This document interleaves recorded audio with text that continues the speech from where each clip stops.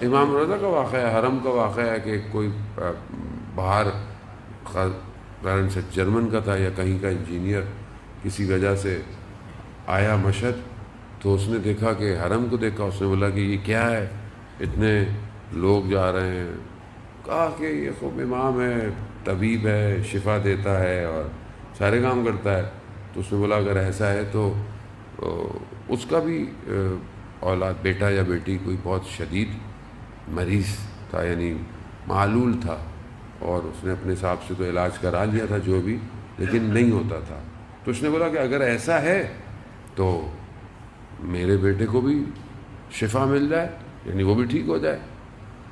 تو وہ خیر جب اپنے کام ہو کر جب وہ اپنے ہوٹل میں جہاں بھی جاتا ہے تو دیکھتا ہے کہ اسے گھر سے کالیں آئی ہوئی ہیں. تو وہ گھر فون کرتا ہے، پوچھتا ہے کیا ہوا. کہا کہ ایک شخص آیا، میں نے اس کو کبھی دیکھا نہیں تھا، کبھی نہیں. تو ہم نے بولا کون ہے. کہا کہ تمہارے ہسبینڈ نے کہا ہے کہ بچہ بیمار ہے تو میں اسے دیکھنے آیا ہوں.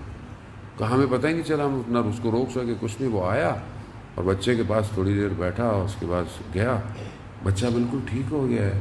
کہا کہ کتنے بجے. تو جو وقت اس نے بتایا وہ وہی وقت تھا کہ جب اس نے حرم میں دعا مانگی تھی. اب وہ مسلم نہیں ہے، امام کو سمجھے ادارہ.